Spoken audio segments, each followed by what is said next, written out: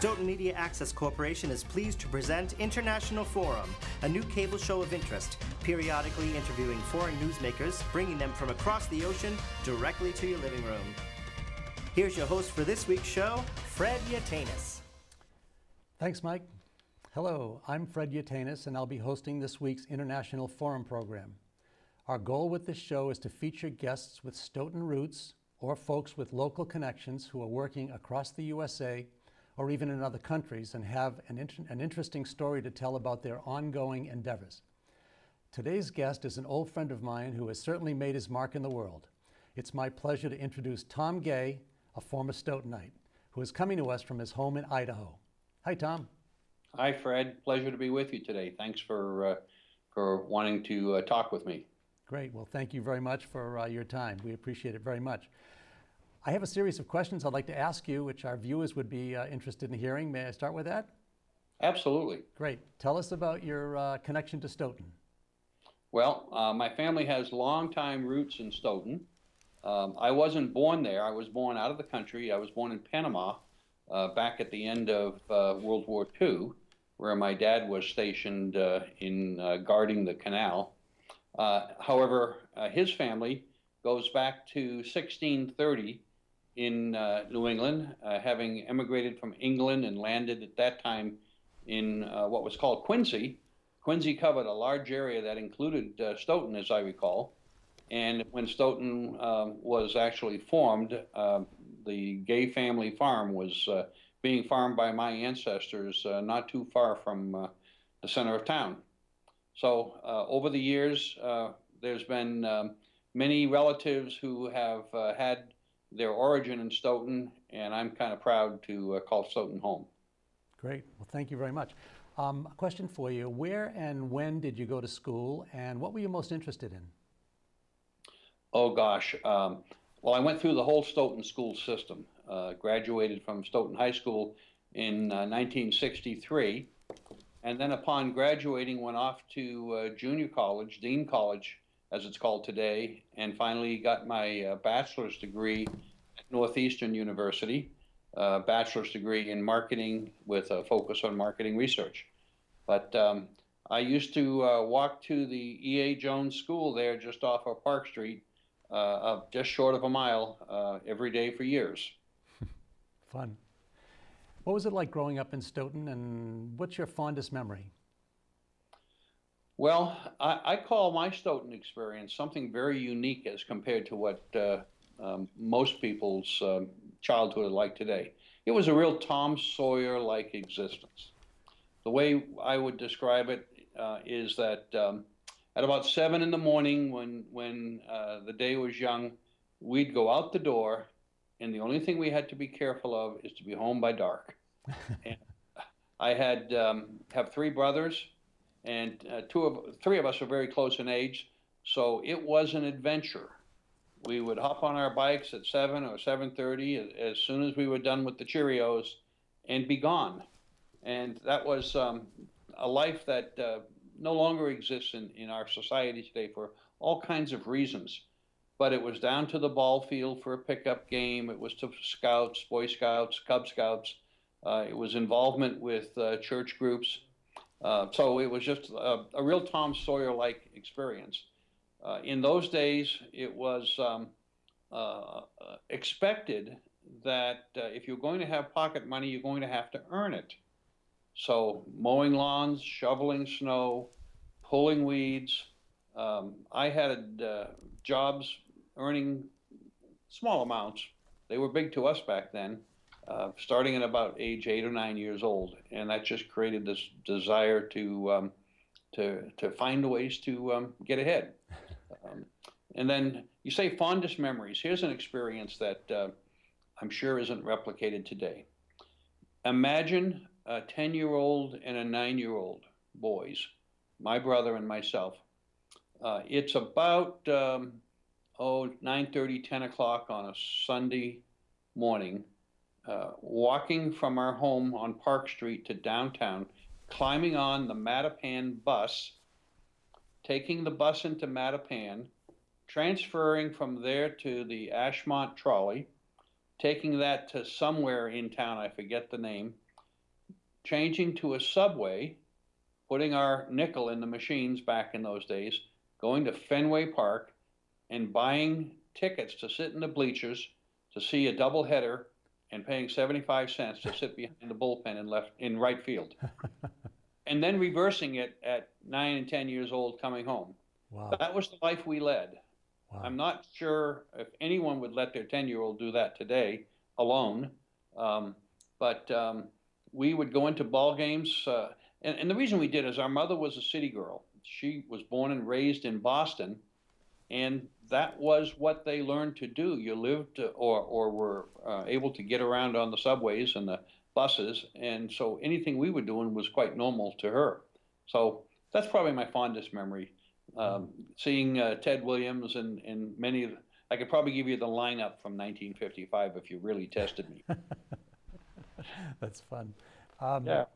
3 years ago, Tom, you were inducted into the Stoughton High School Achievement Hall of Fame. Tell us what that was like and what was it for? Well, it was quite a surprise. I left Stoughton. I moved away from Stoughton in 1971 and have been involved in a number of businesses. But amongst the things that I did was start a nonprofit organization over in South Africa. And somehow the word of that work leaked back to somebody in Stoughton, and they started whispering my name to the people who evaluated candidates for that type of honor at Stoughton High School. And over the course of a few months, they explored who I was and what I'd done. And to my greatest surprise, I was selected to be honored for the Lifetime Achievement Award. Now, the truth of the matter is, I wasn't a very good student, so I knew I wasn't being awarded, given recognition for that.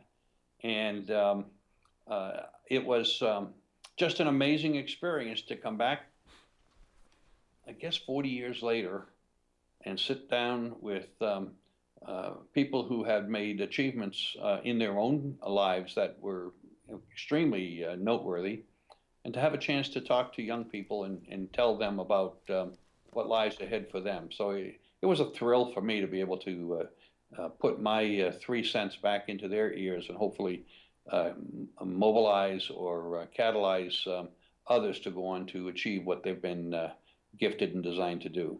It was a lot of fun. Great. And as you may or may not know, I'm the guilty party who nominated you. Oh, man. I found you. I just wish you were closer so that I could hand to you an award of some sort. So thank you for that, Fred. Nope. This was, it was quite an honor and a blessing. So I'm impressed. Thank you. You're welcome. It's been wonderful for the kids of Stoughton High School to see entrepreneurs, people that have made impacts on the world, not only in business, but also in your work with South Africa, which we'll talk about in a few minutes. You're known as an entrepreneur. Why is that? Well, when I tally up the ventures that I've started, so far I've started 7 companies or 7 organizations that they've not all been for profit. And I enjoy starting companies. I enjoy seeing opportunities. I never thought of myself as highly creative, and yet in retrospect, being able to see a problem and understand it or see solutions to it and turn that problem into a process and in turn into a company is just a gift I have.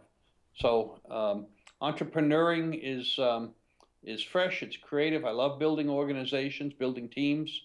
I've had just some wonderful experiences building some of my teams over the years. And it's all about investing in people and creating opportunities and sharing in the fruits of those labors that have been so exciting to me all these decades since leaving Stoughton. What is the common element that you look for in starting a company? First of all, like in sales, you've got to find a problem. You've got to identify a need. The need is is something that has to be valuable to have it solved, and you need to have a pathway for an efficient solution. In talking to a technology person 40 years ago, he gave me this statement, this word.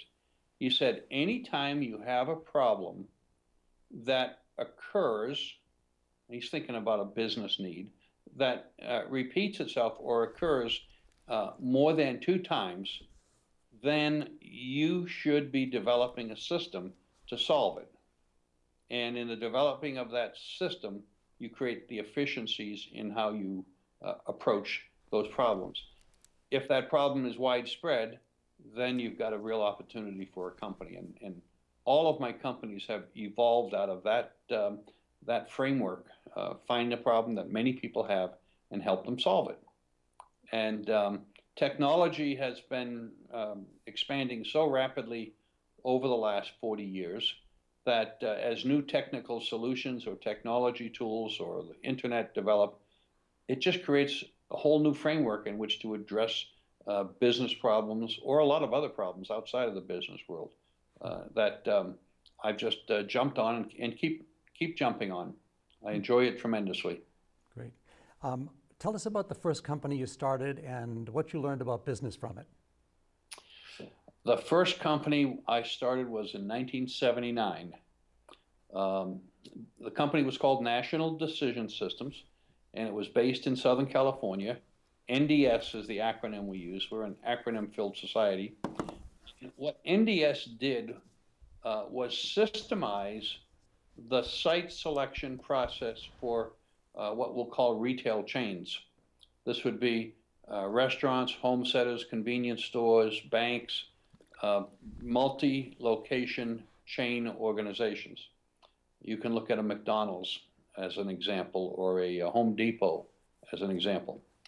What we did was we built processes, statistical models to predict the likelihood of a chain, of a restaurant concept succeeding in opening a store at any location in the U.S. And when we discovered the methodology to do this using mathematics, we said, well, lots of companies have this kind of problem. The numbers we used to throw around went something like this. If a retail chain opened 10 stores and had 2 failures, the cost of those 2 failures would wipe out the profits from the other 8 successes. So if you could change the ratio of successes and failures, meaning eliminate the likelihood of opening a bad store or a bad shop, if you could reduce that risk, it would significantly increase the effectiveness of the company. So we started that in '79. Over the next 8 years, grew it to about 350 people with offices all over the U.S., did some work internationally, primarily in Mexico and Canada, and worked for chains that are household words today. McDonald's and Pizza Hut and Taco Bell and Home Depot and 7-Eleven and Lexus, the automobile company, Chrysler, almost every Japanese car maker, all used our products today. And in fact, the company still exists today.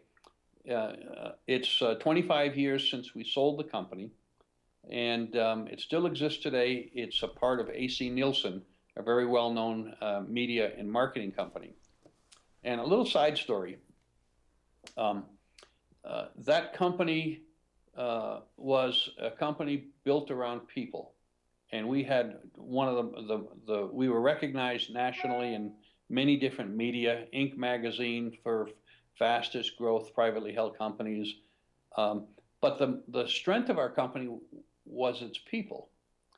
And just 10 days ago, we had the privilege of going to a reunion of the people from that company. It's the 25th anniversary of the sale of National Decision Systems. And we had about 150 people show up from around the country, fly in to celebrate what we built. Now, the beautiful thing about what we built is it created, from the people who were there, 14 new companies that people who worked for us in those days went out and built, and some grew to extraordinary success. We also are proud that we had 30 couples come together from staff and marry. So we both had a family and a family. It was just a lot of fun to be honored 10 days ago by the people of NDS. Great. What else have you done with your business career? What other companies, for example? Well, after selling NDS, I got the itch again, and it really is an itch, and started a company that was based in Southern California. And my wife and I migrated to Southern California in the mid-'70s. We discovered that there is a place where the sun shines most of the year. And we lived in San Diego for 30 plus years. But in 1990, I saw another opportunity and started a company that was called Vista Information Solutions. Again, using technology, what we did was build a nationwide database of what is generically called property risk information. Earthquake, flood, fire, environmental risk or contamination, proximity to sensitive environmental sites, wetlands, previous tank spills.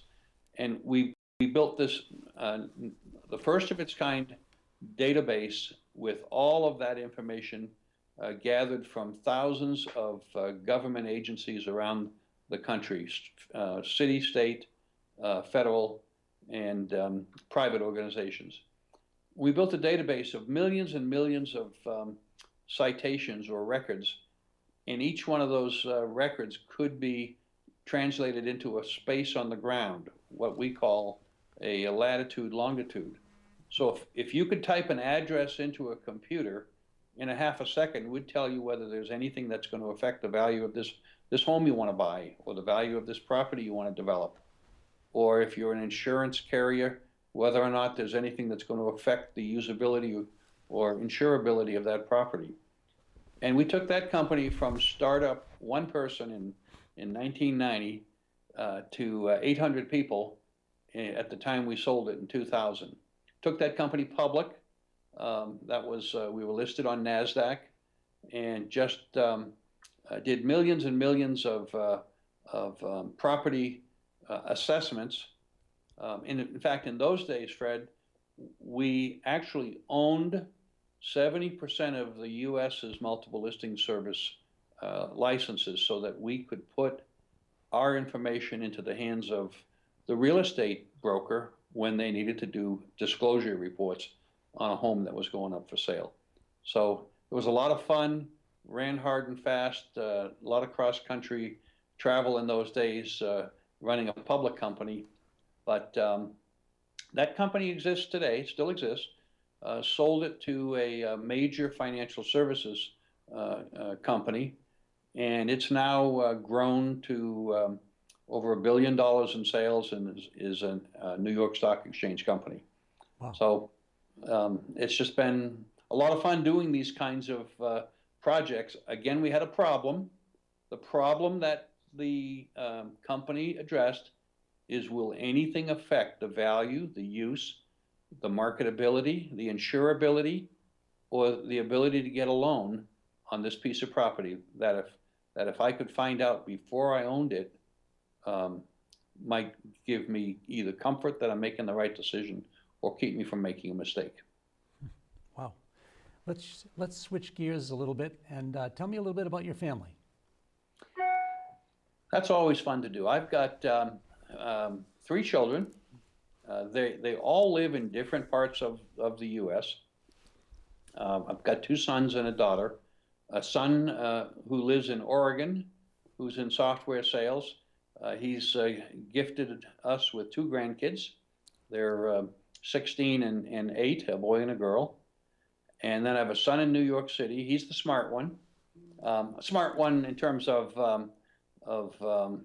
his academic background. He went to UCLA with a bachelor's degree and then Columbia for a master's in economics. And he now works for a bond rating agency in New York, evaluating the creditworthiness of state and municipal bonds around the country. He's a frequent speaker on CNBC and cited in the Wall Street Journal on a regular basis. So we're proud of him. And then I can't leave our daughter out. We have a daughter who's been married for 2 years, and she's really the smart one. I guess they're all smart, but she's an aerospace engineer, undergraduate degree, and an MBA in finance, and she's an executive with an advertising agency in the Bay Area. So we're awaiting impatiently the announcement of grandchildren to come with her and her husband. But we don't get a vote in that. We're continuously told. You may know about those things. You don't get a chance to vote. Yeah. Yeah. So that's my family, and we see them often. They're all wonderful in their own careers, and that's probably the one thing we're proudest the most of, is having given them all the opportunity and the encouragement to go out and be who they are and who they can be. How nice. You and your wife actually have spent some time overseas. Can you tell us about that and why you did it? Well, thank you, Fred. That's probably the most exciting part of the last 40 years. By the way, while I've been gone from Stoughton for 40 years, my wife and I have been married for 34 years. Our 34th anniversary comes up next week. Here it is. It's it's the year 2000, and I've just sold my second company, and I'm pretty worn out. And my wife looks at me and says, "You'll start another company over my dead body." And I go, "Man, that's too high a price to pay." So we had been financially supporting some charity work, ministry work in South Africa.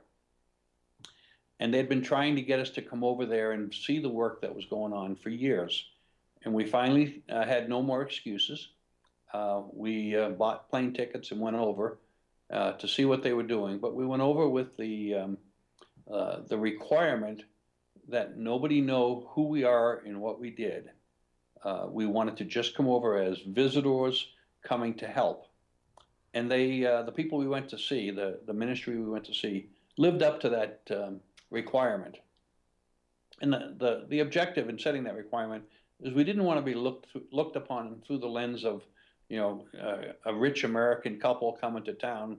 What can we get from them? We wanted to simply be another pair of hands and helping heart, and that's what they allowed us to be. As a result, we just saw so many areas where we could help that we made a decision after a few months that we had to take that which we know and that which we're gifted with and apply it to impact people. Excuse me. There's a model that says in our lives we move from survival to significance. This was our move to significance. We'd been through all kinds of success, and this was a chance for us to give something back. So after going over several times in 2000 and 2001, it became clear to them that we weren't just there to help, that we had something more that we could provide.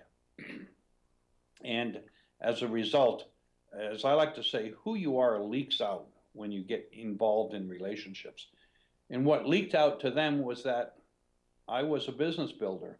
I was a problem solver. I had something in the way of a gift to see what could be done with some structure and some organization. And that became the starting place of a very successful ministry called Monte Cristo Ministries. Monte Cristo was based, or is based, about 50 miles outside of Cape Town, and it serves people who are trapped by institutionalized poverty in the South African area, in the Cape Town area. And When we started Monte Cristo, there were 3 or 4 of us who were all committed to participating in it, and we sat down and built a plan, built a business plan, if you will, a ministry plan. Everyone had a voice in the creation of the plan, but we started out with a mission and a vision, and then goals, and then strategies to achieve those goals.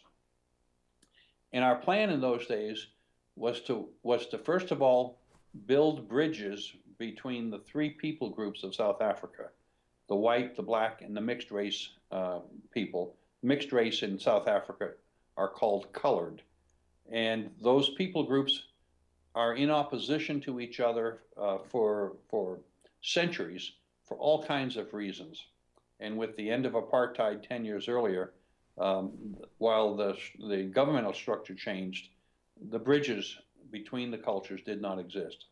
And we said, well, the first thing we're going to do is get the people of these 3 groups, the leaders in this community of these 3 groups, to begin to talk and ultimately to trust each other. The second thing we're going to do is to focus on impacting the things that are wrong in this community. By wrong, it's things like children coming to school without food, children who have no parents at home due to the issues of AIDS and HIV infections,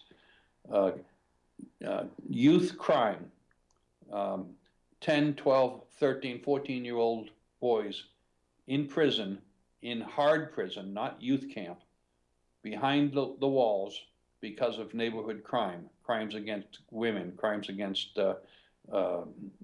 gang crime against each other, the impacts of fatherless homes, and childhood pregnancies. And we just said, we can do something about this. And so we built Monte Cristo Ministries on 3 foundations, 3 objectives.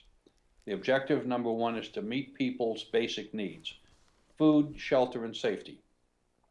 We built a whole framework or strategy for basic needs. The premise there is a person can't change in their mind or in their heart if their stomach is empty. So feed them first and create the opportunity to work on changing the lifestyle. Second element was discipleship. Discipleship is as much spiritual as it is life skills. Respect for women, respect for each other, study, avoid dating in boy-girl relationships while you're still in what we would call junior high. We actually started a music program as an example.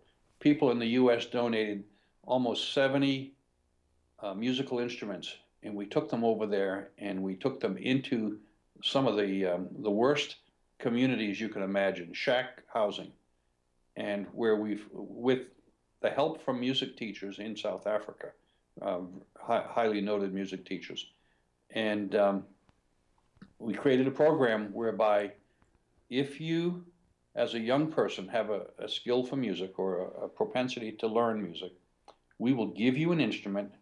You have to commit to staying in school, doing your schoolwork, coming to music training, and not have a boyfriend or girlfriend. And it worked. Just people suddenly developed skills with coaching and training, and ended up finding that there's more to life than what they had known, and new opportunities and new hope and a future were created. So that's the discipleship side. And the third area was what we call sustainability. And sustainability in this case meant that we wanted to create an organization that would become financially self-sustaining and teaching people how to fish as opposed to just giving them fish, as we know. And so inside of our ministry organization, we had a series of jobs creation and jobs training programs.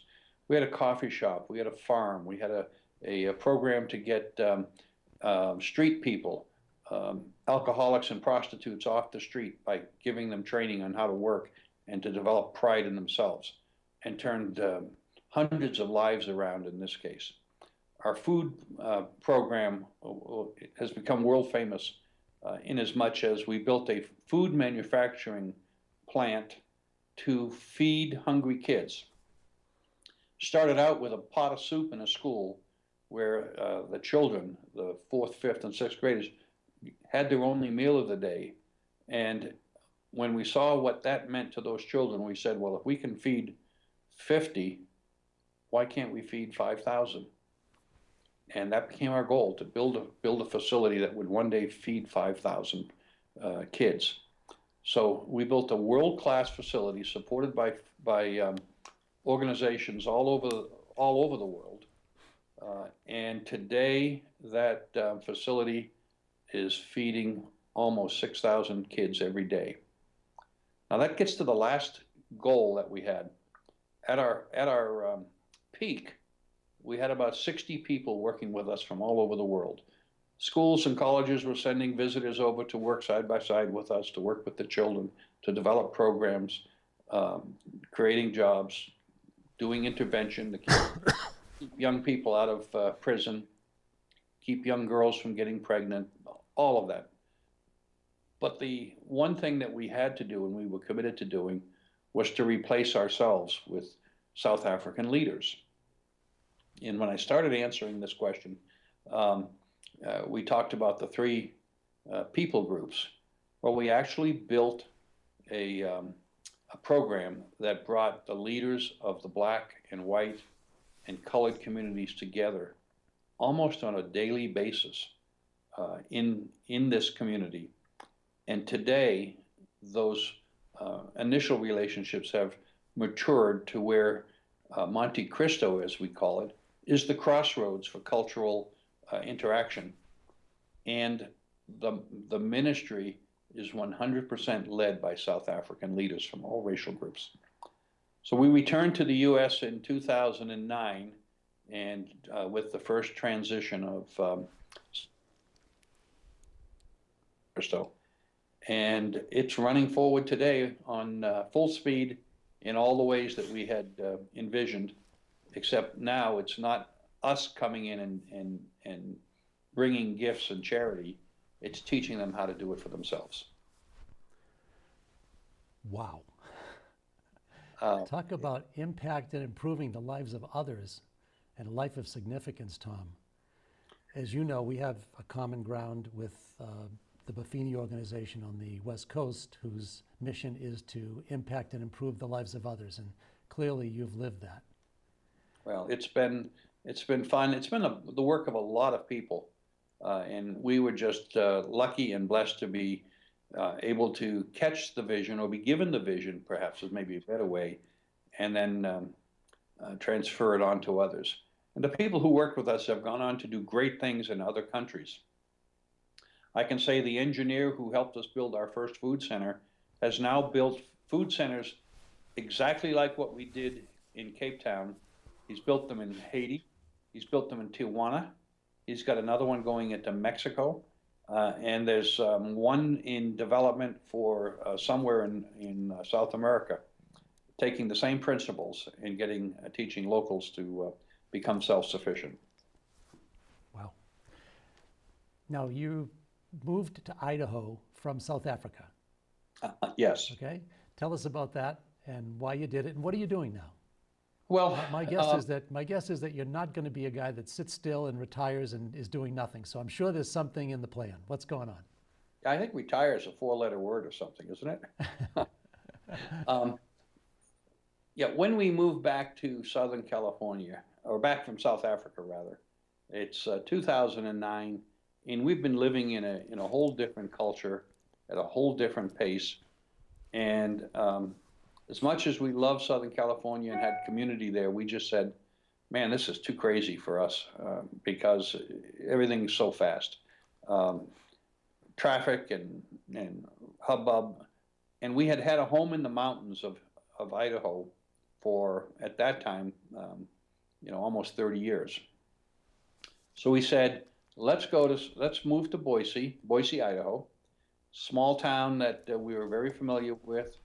And let's be close to our home in nearby in McCall. It's a beautiful little lake community about 100 miles away.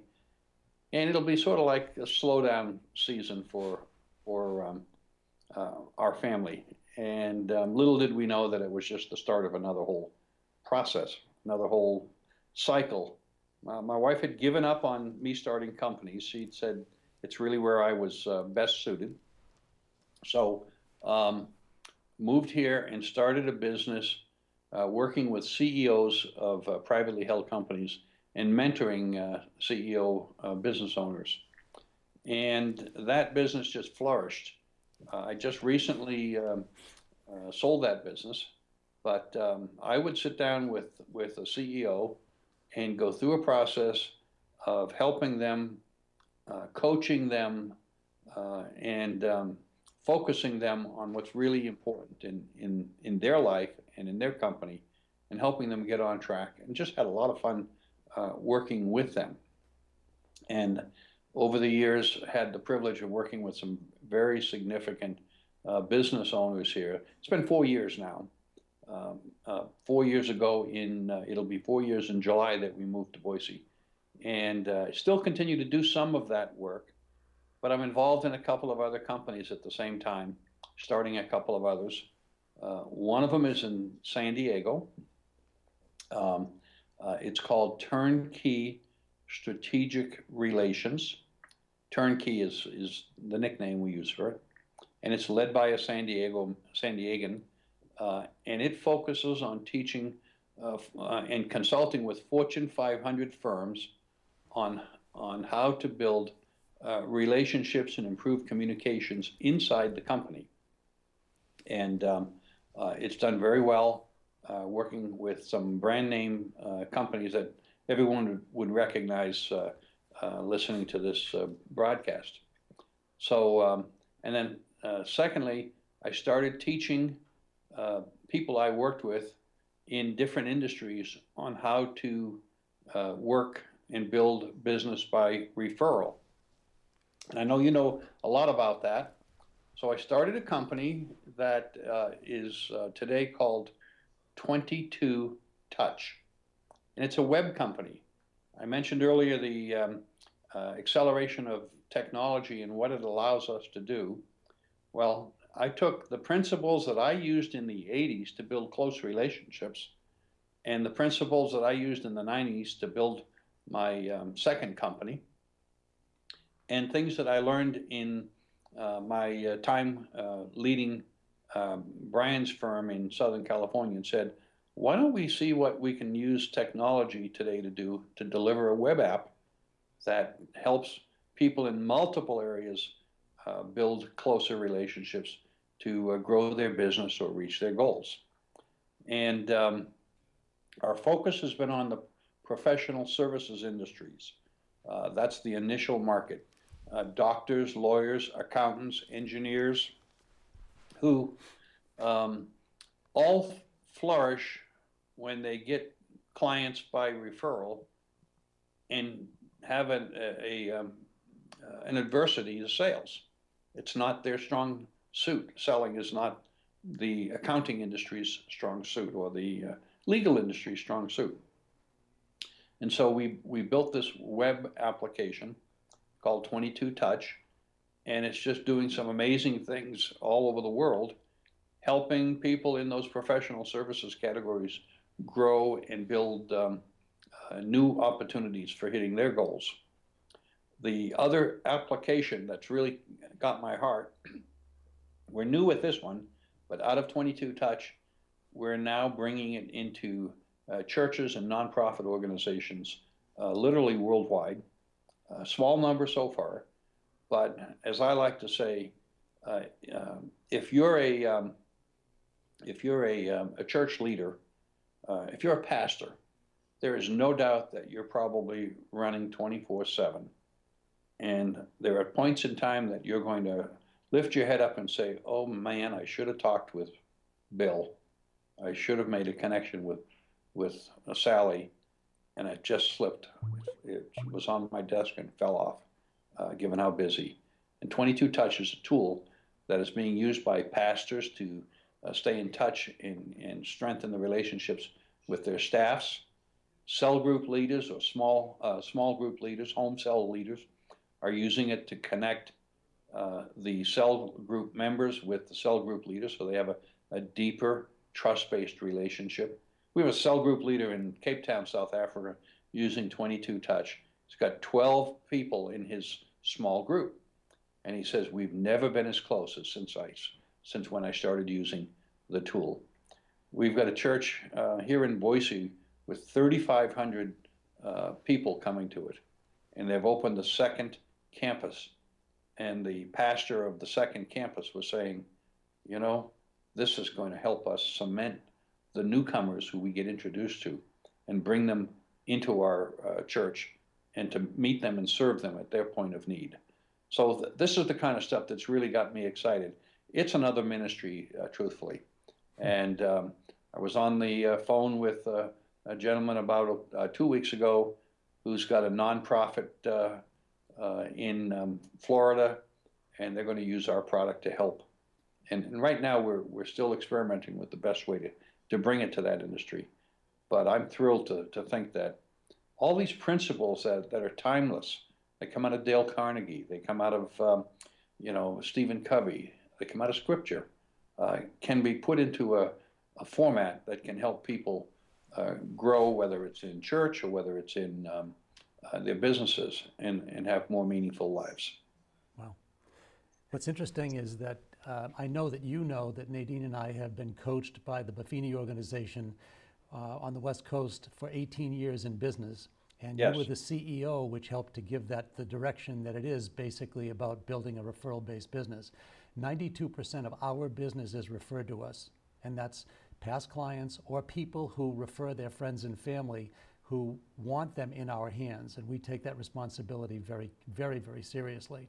And it's way above the industry average, and it's been primarily driven by the implementation of the things that you had implemented back when you were the CEO of Buffini and Company. So thank you for that. Yeah. By the way, one thing I just noticed too is that once an entrepreneur, always an entrepreneur. While your wife is thinking no more businesses, here you are doing it again. You can't help yourself. I can. I call it part of the DNA. There's an interesting a couple of statistics, if you will. First of all, it's a wonderful book written by an author by the name of Bob Burg, B-U-R-G, and the title of the book is The Go-Giver. And the Go-Giver is all around the principles of people wanting to do business with those who they know, like, and trust. And how do you build a trusted relationship? By being a giver. Well, he's written several books. They're wonderful books. I recommend them to everyone. They're worthwhile, not just for business, but about life. But when you talk about a referral business, there's a study that's been done. I can send you a copy of this, Fred. A study that's been done that says when you're in a full-on engaged position with a client or a person who you want to be in relationship with, meaning they rate your relationship as fully engaged, not how you rate it. They rate it as fully engaged. You're a giver into that relationship. 100% of those people who you are in that fully engaged relationship are actively referring business back to you. 100%. If your rating on engagement falls below a 9 level on a 1 to 10 scale, meaning 8 or lower, the average numbers of people who are referring business falls to 7%. Wow. So it is night and day, the difference. So the decision someone has to make is, do I want to be committed to the people who can help me grow my business the best? And commitment isn't just delivering a good product. 70%, here's another statistic, 70% of the people who used to do business with you and no longer trade with you. This is not my study, this is a Rockefeller industry study. 70% leave your company and go to another provider because they didn't feel you cared or appreciated them. Now imagine if you could change that by, 30 points or so. What would that mean to your company or your business or to your relationships? In the busy seasons that we're all in with so much incoming noise, it's the relationships that suffer. And when we lean on Facebook as opposed to phone call, imagine what gets lost in that process. Nothing wrong with Facebook. It's not incorrect, it's just incomplete. Carry it the rest of the way, whatever business you're in, whoever you are watching this, carry it the rest of the way, and you'll be amazed at what will happen to your relationships, business or otherwise. Interesting. Tom, tell us about your view about money and why you think that. Well, I know this is going to shock some people, but money is, to my wife and I, money is just a tool intended for use for purposes greater than ourselves. As we've all been through economic cycles where there's been great times and there's been not so great times. And one of the things that we've been privileged to do is to be available to help people in the not so great times. When we've incurred those ourselves, we simply have adopted the premise that we're going to take what we have and just open our hands up and leave it, or put what we have out there to meet the needs of others. Now, every time we've done that, we've had more put back in our hands than we started out with. Every single time. And I can cite case after case of where, things weren't going well, but we had a little bit and we put it out there for a cause or for a use or for a family in need. And we turn around and more comes flooding back in. And so I think it's not about the toys or the possessions. We've had them all.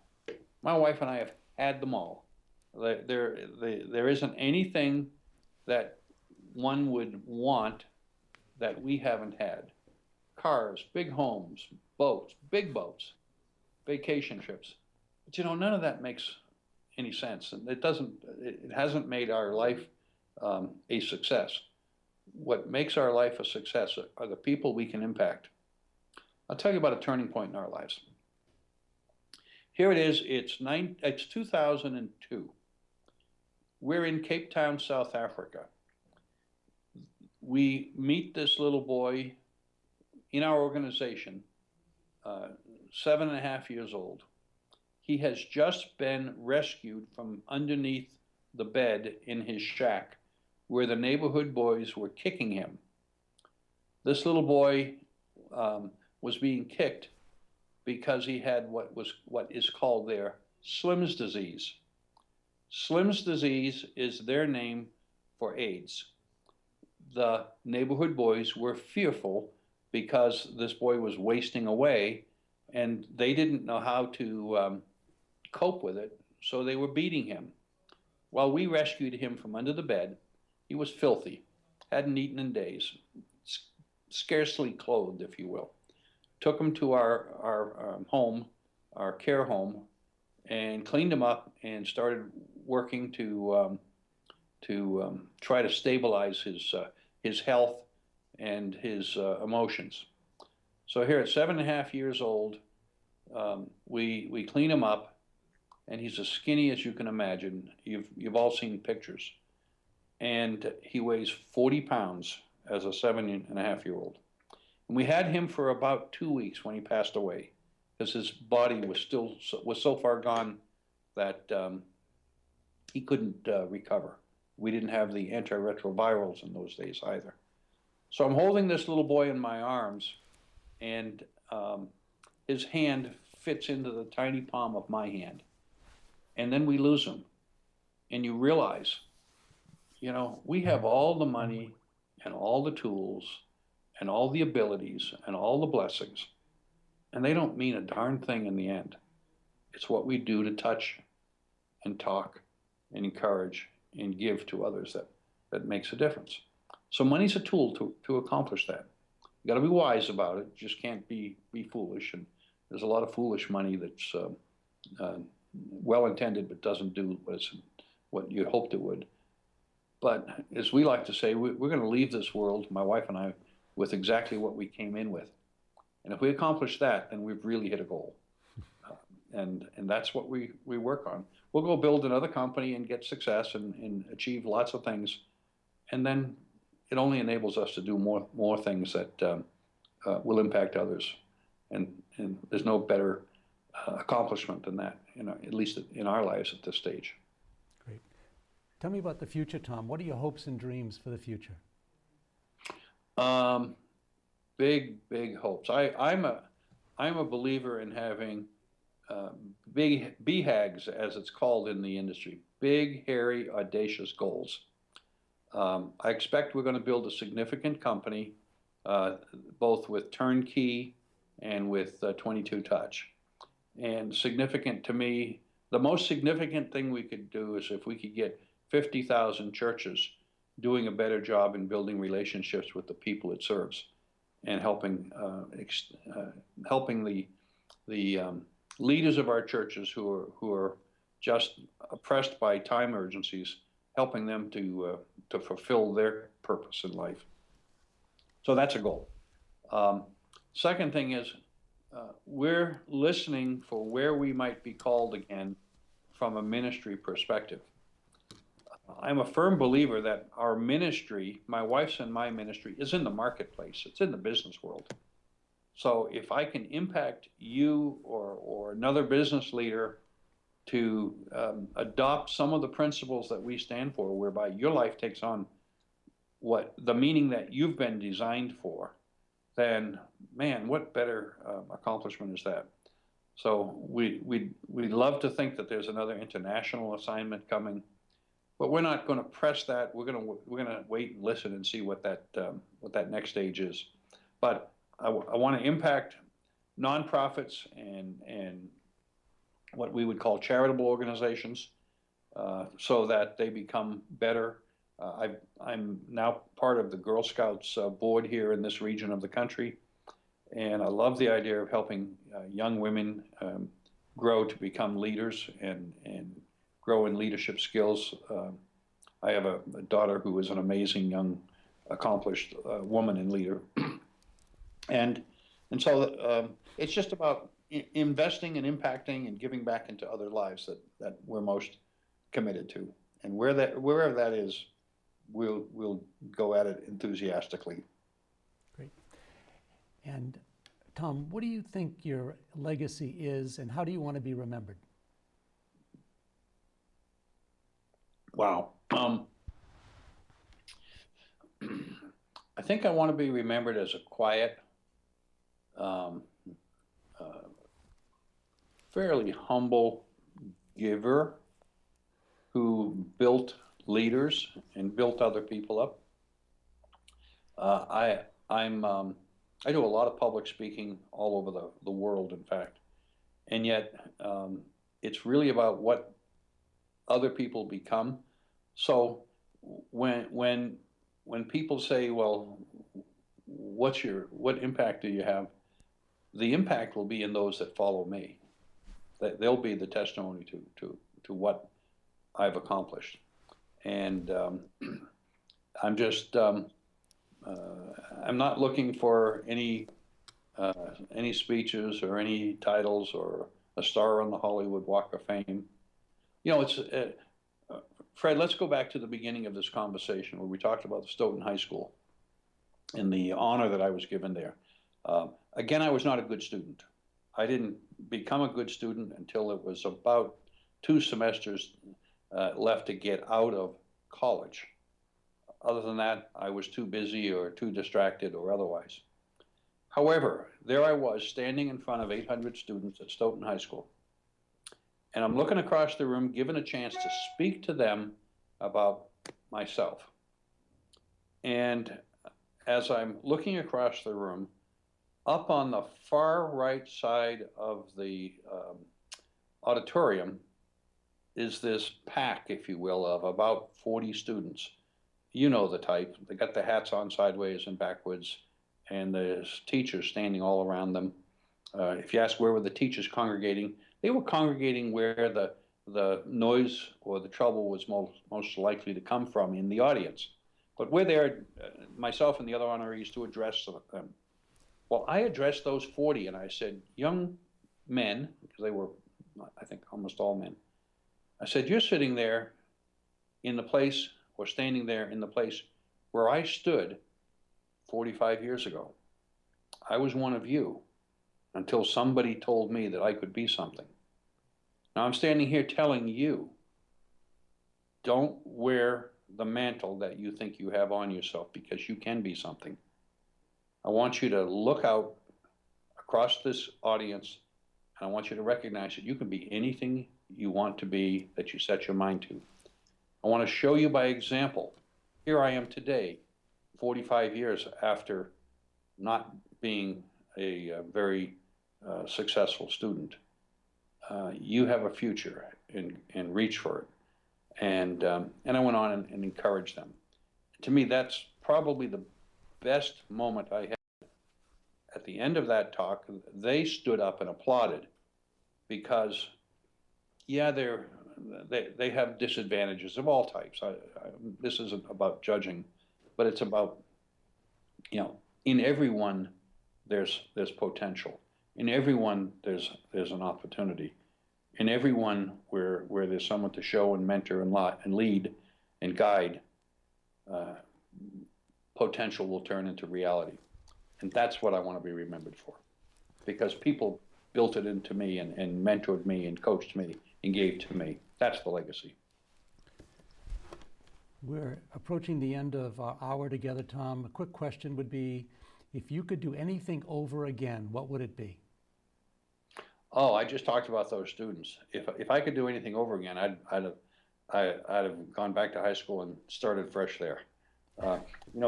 Peer pressure is amazing, and the peers who gave me pressure in those days, I accepted it. I take responsibility.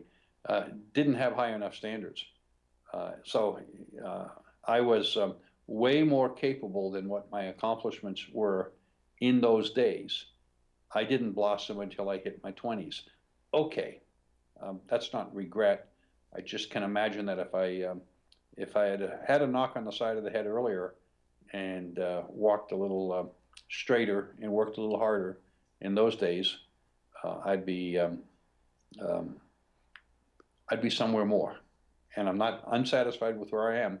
It's just I just wasted some time that otherwise I wish I could not have wasted like I did. And the one word of advice for young people? Have a dream. I want you to, every young person, if there are any of you listening in on this, I want you to look into your heart and into your head and answer the question, what is your dream for life? You can write any script you want. What would that be?